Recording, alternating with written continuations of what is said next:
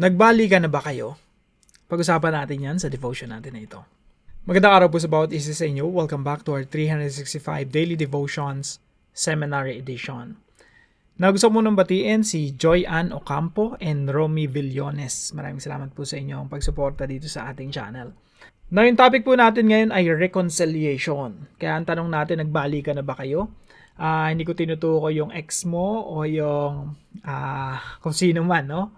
Ang tinutukoy ko po rito ay naibalik na ba yung dati yung relasyon? Marahil sa pagiging magkaibigan, sa pagiging mag-churchmates, sa pagiging magkumare, magkumpare, or naibalik na yung pagsasama nyo bilang magkapatid, or bilang mag-asawa, or kahit na magjowa, sige, sama mo na, no? Or kung anumang klaseng relasyon na dati maayos, tapos nagkahiwalay kayo for some reason. Kaya yung tanong natin, nagkaroon na ba kayong reconciliation? Now, reconciliation is God's gracious act of removing enmity and restoring fellowship between sinful humanity and Himself. Now, yung reconciliation po na ginawa sa atin ng Diyos, yung pag-aaway ng Diyos at ng tao, kasi they were enemies, na magkaaway sila eh. Dati talagang close friend, no? Sa Garden of Eden nga, si God, tsaka si Adam, tsaka si Eve. Para lang silang nagfe-fellowship na magkaibigan. Nag-uusap lang sila doon sa Hardin ng Eden. Pero after the fall, after nila magkasala, nagkaroon ng enmity. Nagkaroon ng paghidwaan. So, yung reconciliation po, ito yung ginawa ng Diyos. Siya yung kumbaga, umabot sa atin. Because of our sin, we stood as enemies of God, deserving His holy wrath. Yet, through Christ's atoning death, God initiated peace. This reconciliation is not mutual compromise, but a divine gift secured by the blood of His Son. Through Christ, we are not only restored to God, but also called to live at peace with others and to proclaim this ministry of reconciliation to the world. Sabi po sa 2 Corinthians chapter 5 verse 18 and 19, pakinggan po nating mabuti mga kapatid. Ito po ay jump pack sa meaning, no? Kumbaga sa pagkain, punong-puno ito ng nutrition. Sabi po rito, all this is from God, who reconciled us to Himself through Christ. Yung Diyos po yung umabot sa atin. Ang ipinang-abot niya si Kristo. Nung sinugo niya si Kristo, inabot niya yung sangkatauhan at inalapit sa Kanya. Nagkaroon ng reconciliation sa Kanya. And gave us the ministry of reconciliation. So yan po yung ministry natin, yung paglilingkod natin, yung reconciliation. That God was reconciling the world to Himself in Christ, not counting people's sin against them. Hindi na binibilang ng Diyos yung ating mga kasalanan laban sa atin. Nakadalasan ginagawa natin, no? Binibilang natin yung kasalanan ng iba laban sa kanila. Pero yung Diyos, He's not counting our sins against us. And He has committed to us the message of reconciliation. Sa Tagalog po, lahat ng ito ay mula sa Diyos na tayo'y pinagkasundo niya sa Kanyang sarili sa pamamagitan ni Kristo. At ibinigay niya sa amin ang ministeryo ng pakikipagkasundo. Sa makatuwid, kay Kristo ay pinagkasundo ng Diyos ang sanlibutan at ang Kanyang sarili. So si Kristo yung naging tagapamagitan. Lagi po ako naglalagay ng maraming mga verses dito, no? Kung gusto niyo pong dumami yung inyong kaalaman patungkol dito, maganda po kung babasahin niyo yung mga verses na sinusulat ko po rito. Kompletohin ko lang po ito, no? 2 Corinthians chapter 5, verse 18 hanggang 19. So, mga kapatid, ito po yung una nating katuruan ngayong araw. We are reconciled to God through Christ. Sabi po rito, sa makatuwid kay Kristo ay pinagkasundo ng Diyos ang sanlibutan at ang Kanyang sarili. Maraming beses po yung ginamit yung reconciled, reconciliation, reconciling, reconciliation. Ang Diyos po ang umabot sa atin. Bagamat tayo yung nagkasala, isipin niyo po mabuti tayo yung nagkasala laban sa Diyos. Di ba dapat tayo yung magsasorry, tayo yung babalik sa Kanya at sabi natin, Lord, sorry. Tayo yung unang mag-i-initiate. Pero ang ginawa ng Diyos, siya yung nauna. Noong mga panahon na tayo nagkasala, tapos tayo pa yung umiisnab sa Diyos, at iniisnab-isnab natin yung Diyos, siya pa yung lumapit sa atin. Sinugo niya yung kanyang anak, ang ating Panginoong Jesucristo, upang sabihin sa atin na mahal tayo ng Diyos at tayo'y manumbalik na sa Kanya. We are reconciled to God through Christ. At ang matindi pa nun, nagpakumbaba pa ang Diyos, ang ating Panginoong Jesucristo. Diyos naging tao, sa Philippians chapter 2 po yan. Ganong katindi yung humility ng ating Panginoong Jesucristo. Diyos na nagkatawang tao. Siya pa yung nagpakumbaba para abutin tayo. Something na hindi natin magawa sa ating kapwa, no? But hirap na hirap tayo magpakumbaba, no? Lalo na pag magsasorry, no? Tingin ka lang sa asawa mo, ayan, yun na yun. Ang hirap mag-sorry, no? Pero yung Diyos, wala nga siyang kasalanan. Siya pa yung nagpakumbaba, siya pa yung umabot. Siya pa yung unang nag-initiate para abutin tayo, para magkaroon tayo ng reconciliation. Point number 2, we ought to pursue reconciliation with others. Kaya nga po mga kapatid, meron tayong obligasyon na makapag-reconcile din sa iba.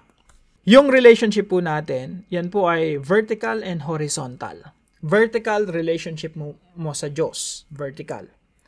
Nagkaroon tayo ng kaayusan, nagkaroon tayo ng reconciliation sa Diyos. Ang kasunod po niyan, vertical. No? Reconciliation natin sa kapwa-tao. Kaya nga, krus eh. Relationship mo sa Diyos, relationship mo sa kapwa. So, we ought to pursue reconciliation with others. Kaya nga po, dito sa devotion natin ito, bibigyan natin ng emphasis yung pakipagkasundo mo sa ibang tao. Nagbalikan na ba kayo? Nagkaroon na ba kayo naibalik na ba yung dati ninyong pagiging magkaibigan, magkakapatid, yung mga magulang sa anak na nagkatampuhan? Sabi rito sa Matthew chapter 5, verse 23 to 24. Kaya't kung maghahandog kayo ng inyong kaloob sa dambana, no? Sasamba ka sa Panginoon. At doon ay naalala mo na ang iyong kapatid ay merong anumang laban sa iyo. Iwan mo roon sa harap ng dambana ang kaloob mo at humayo ka, makipagkasundo ka muna sa iyong kapatid at saka ka magbalik at maghandog ng iyong kaloob. So, kahit yung Diyos, binavalue niya yung reconciliation with other people. Sasamba ka sa akin, yes, reconciled ka na sa akin eh. Sumasamba ka sa akin, nagpupuri ka sa akin. Pero paano yung kapatid mo? Paano yung kapwa mo? Paano yung horizontal relationship mo? Okay na yung vertical eh. Pero sabi ng Diyos, huwag ka muna iwanan mo muna yung offering mo, yung pag-aalay mo diyan sa dambana. Ayusin mo muna yung relationship mo sa kapwa mo tao. Tsaka ka bumalik sa akin, no? Tsaka ka magpuri sa Diyos. So, we ought to pursue reconciliation with others, mga kapatid. Kung meron man kasama ka ng loob, go and approach that person. Kahit sila pa yung nagkamali. Or, kung ikaw ang nagkamali, ikaw na yung magpakumbaba. No? Number 3 po, we have been entrusted with the ministry of reconciliation. Kumbaga, ipinagkatiwala sa atin ng Diyos yung ministeryo ng pagkipagkasundo. Ano po yung ministeryo na yon? Again, that's vertical and horizontal. Gusto natin yung mga tao maibalik sa Diyos. At pag naibalik na sila sa Diyos, maayos din yung kanilang mga relasyon. Lagi ko pong ine-emphasize na hindi maayos yung marriage mo, relationship mo sa family mo, relationship mo sa kapwa mo, hanggat hindi naayos yung relationship mo sa Diyos. At yan po ay ating ministeryo. Kaya po ibinabahagi natin sa ibang tao yung ebanghelyo para unang-una maayos niya yung relationship niya sa Diyos. Hanggat hindi si Kristo ang sentro ng iyong relasyon, hanggat hindi maayos ang relasyon mo sa Diyos, hindi maayos yung marriage mo.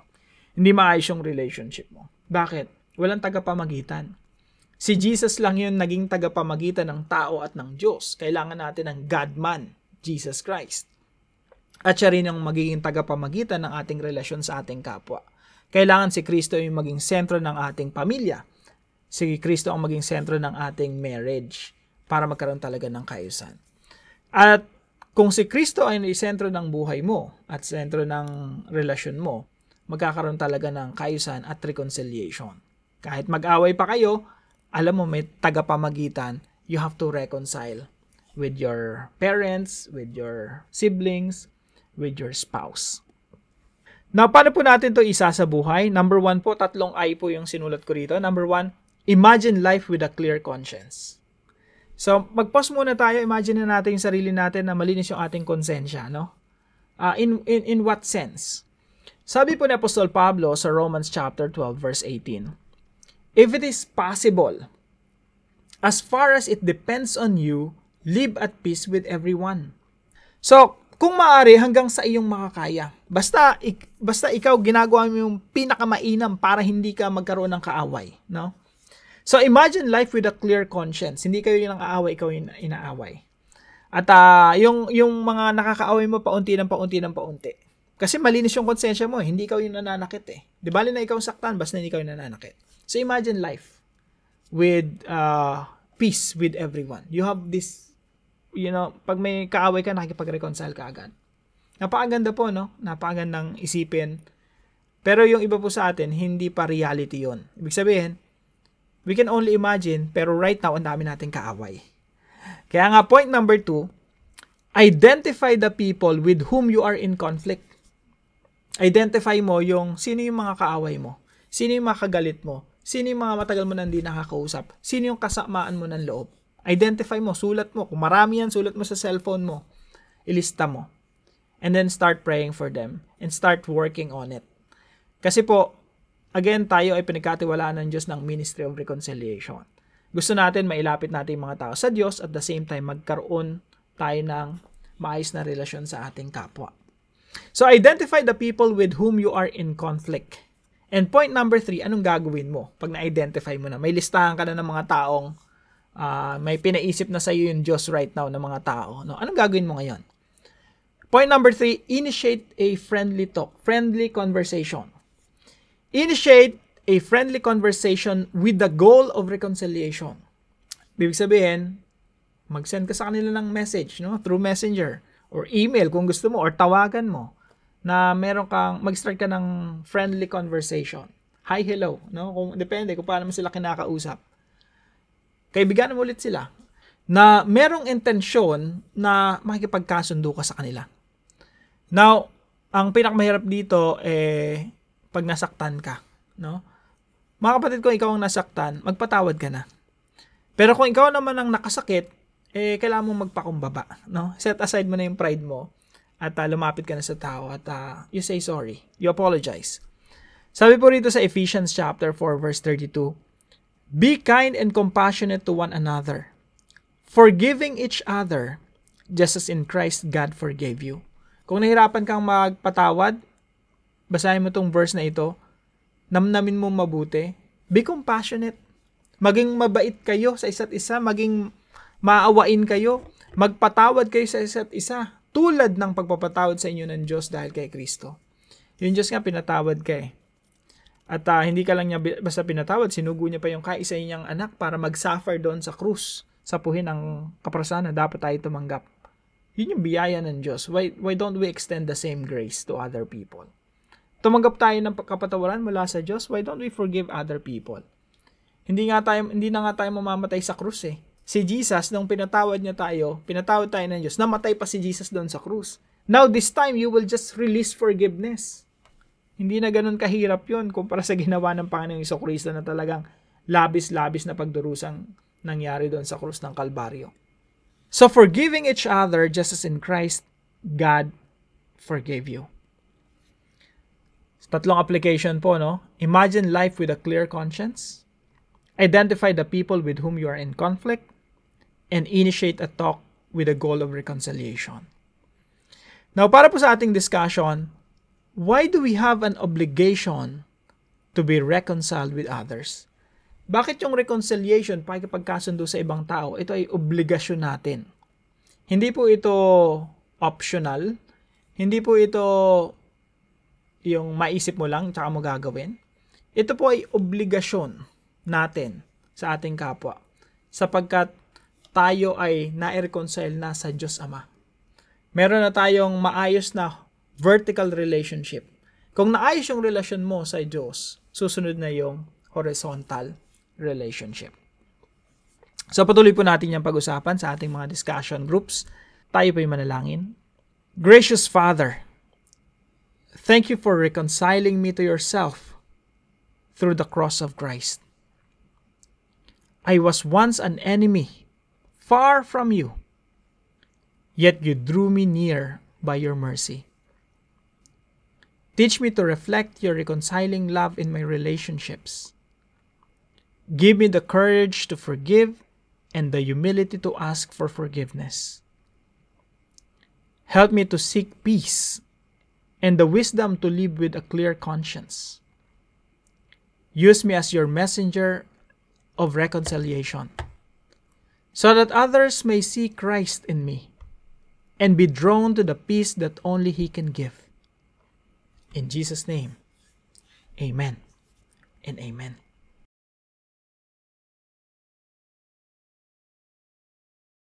Maraming salamat po kay Brother Hubert na partner po natin sa devotion natin na ito. Kung kayo po may natutunan sa devotion natin na ito, paalam nyo lang po sa comment section right below this video. And please don't forget to share this devotion to your family and friends. Pagpalain po kayo ng ating Diyos. See you po tomorrow 5 a.m. dito sa ating Daily Devotions.